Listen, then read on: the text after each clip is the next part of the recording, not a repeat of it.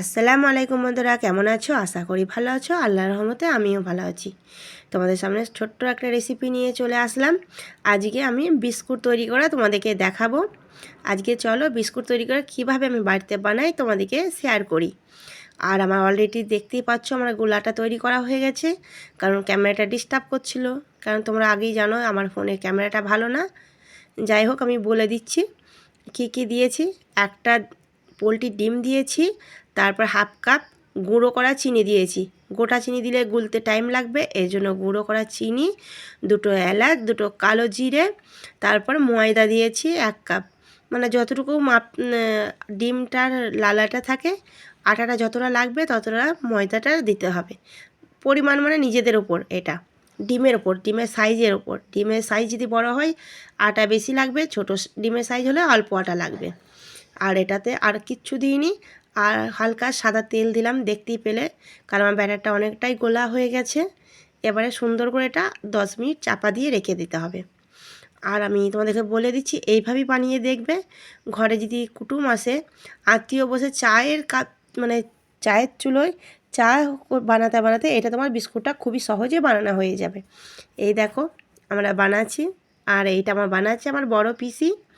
আমি ক্যামেরা ধরে দিচ্ছি আর আমার পিসি বানিয়ে দিচ্ছে।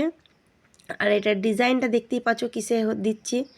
এই লুচি ভাজা ছাঁকুনির পিছনটা করে ধরে একটু করে চেপে দেবে, তাহলে কত সুন্দর একটা নতুন ডিজাইন বার হয়ে যাবে, ইউনিক ডিজাইন। আর নিজের ওপর ডিপেন্ড করছে, ডিজাইনের ওপর। নিজের যেমন ইচ্ছা তোমরা তেমনই বানিয়ে নিতে পারো। আমরা এইভাবেই বানাচ্ছি, তোমাদেরকে শেয়ার করে দিলাম। তোমরা দেখো আর দেখে কেমন লাগছে কমেন্টে একটু জানাবে বন্ধুরা। ছোট্ট উপকরণ, অল্প কিছু উপকরণ দিয়ে ঘরে মুচমুচে বিস্কুট তৈরি করা। কুটুম যদি চলে আসে, আত্মীয়, একদিকে চা চাপিয়ে এটা খুবই অল্প সময়ে বানানো হয়ে যাবে বন্ধুরা, খুবই অল্প সময়। আর আমি তোমাদের দেখাচ্ছি, বুঝতেই পারছো। আর এটা ডুবো তেলে ভাজতে হবে, আর গ্যাসটা একদম লো আঁচে দিতে হবে, মিডিয়াম আছে, কারণ তাহলে মানে এটা পুড়ে যাবে না। আর যদি ধরপড়ে জ্বালা দেওয়া হয় পুড়ে যাবে, খেতে টেস্ট আসবে না, আর মুচমুচে হবে না। আর যত হালকা হালকা করে খাটিয়ে ভাজবে তত জিনিসটা সুন্দর হবে। আর এই দেখো আমি উল্টে দিচ্ছি, নিচের দিকটা হয়ে গেছে, এবার অপর জিপটাও দিয়ে নেব। আর এই বিস্কুটটা খেতে খুব সুন্দর হয় বন্ধুরা, এইভাবে তোমরা ট্রাই করে বানিয়ে দেখবে, খুবই সুন্দর হবে। আর হ্যাঁ, আমি তো বলে দিলাম তোমাদেরকে কেমন করতে হবে, দেখানো হয়নি বলে।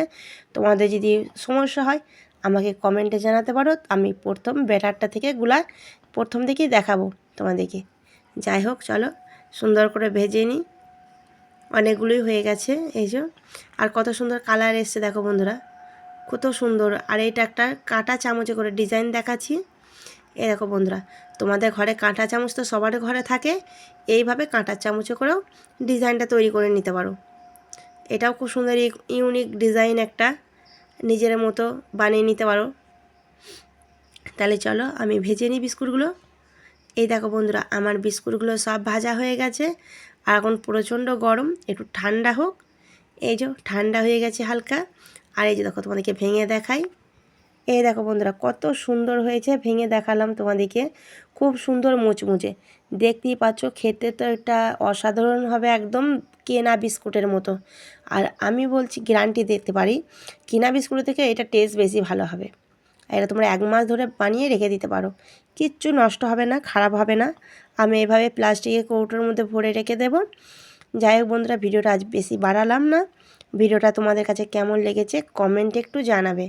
আর এটা অল্প উপকরণে বিস্কুট তৈরি করা, অল্প সময়ে কুটুম চলে আসলে খুব সুন্দর বানিয়ে খেতে পারো, বা সন্ধ্যের সময় চায়ের সাথে খেতে পারো, যেটার সাথেই খাবে ভালো লাগবে বন্ধুরা। আর দেখো কত সুন্দর হয়েছে, যত ঠান্ডা হবে তত জিনিসটা মুচমুচে হবে আরও। যাই হোক, ভিডিওটা তোমাদের কাছে কেমন লেগেছে কমেন্টে জানাবে। ভিডিওটা ভালো লাগলে লাইক কমেন্ট শেয়ার করে দিও। আর ভিডিওটা বেশি বড় করলাম না। তোমরা ভালো থাকবে, সুস্থ থাকবে। আল্লাহ হাফেজ।